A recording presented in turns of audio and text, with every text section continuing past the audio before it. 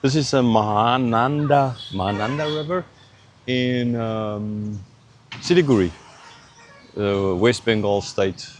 If you want to travel to Darjeeling, Sikkim, then this is a place to get a bus or a sumo, what they call a sumo vehicle, not the sumo wrestlers in Japan, but the sumo vehicle is basically just a 2x4 jeep, which will take you from here, for example, up into Darjeeling. It's about 300 rupees.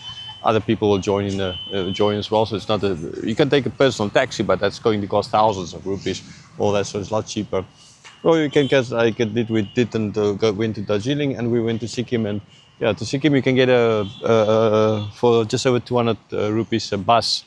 That can, and as that, again, you can take either a sumo or you can take a taxi, and all those stuff will be a bit more expensive or a lot more expensive depending on. Right, so yeah, this river flows from the Himalayas, so it's from Sikkim. But I guess here by the time it reaches is pretty dirty. Well, yeah, people washing themselves and all those kinds. Life in India is it's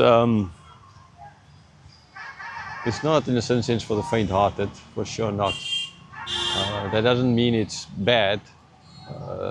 It just means it's some kind of people not going to like it, and the problem is always that some kind of people then make all these videos about how bad it is, everything is here, and then but it's just their personality. They're not used to lots of different sounds and always sounds like with all this beeping and going on here, honking, or different colors and smells and everything. It's just it's a lot of I think in a certain sense a sensory overdose when you're in India. So now if you are into those kinds of, you don't like that, then yeah, India might not be the best place for you to come. Although there are places where you can go, like Sikkim up there in the mountains in the Himalayas. It's a lot quieter and a lot, well, it's different. I mean, it's a different kind of environment. Right? Or yeah, some of the other parts. Be sure everywhere you go, you're going to get bad traffic. But so just a little bit of a tourist thing on my point of view on this. Oh, by the way, so the name Arcadia on the shirt here is it's bought in actually not my shirt, but anyhow, I bought it in Myanmar, there in Yangon. And yeah, this sorry, it's I'm recording. So this name Arcadia, the name on the shirt which I bought there in Yangon, it's not my shirt, it's somebody else's. But yeah, this is a farm in South Africa where I grew up, and I was just thinking this morning of going now on my way to South Africa, the first time in more than 10 years. That yeah, I can't imagine growing up in that house on the farm. That one day I'll be standing here in India. Being able to speak a couple of different languages, lived in different countries, a farmer's boy. I would never have thought that it's even possible. But when you're with God, you know, if you're one of those servants that's hired early in the morning, then I don't think you need to complain. You get the same amount paid in the evening because you get to experience so much more. You get the opportunity to work the whole day for your master, to work the whole day, you know, just your life for God, which is, yeah, the best thing imaginable. The best thing imaginable. Not easy. Not easy. The sun beats down on you, but it's the best thing imaginable. So let's continue now with that falcon flies overhead with Exodus. Exodus chapter 22, verse 10. If a man gives to his neighbor a donkey or an ox or a sheep or any beast to keep safe, and it dies or is injured or is driven away without anyone seeing it, an oath by the Lord shall be between them both to see whether or not he has put his hand to his neighbor's property. The owner shall accept the oath, and he shall not make restitution. Okay, so in the previous couple of verses, which I recorded up there in the mountains of Sikkim, it was if you gave some like money or jewelry or some possession to your neighbor for safekeeping, right? like I left my bag with clothes now next to my computer's in there as well, with a laptop that is.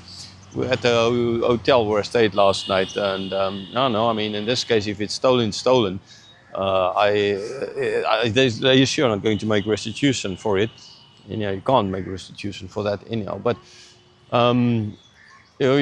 so that was in the previous verses was about this. Now in these verses is about giving a donkey or an ox, which is like giving your instruments for your job, right? They were farmers. They needed donkeys. They needed oxen. So it is like giving your tractor if you're a farmer, or to someone to take care of, kind of now. I mean, so it's an animal, understand? It's not a tractor, but it's that same kind of thing, right?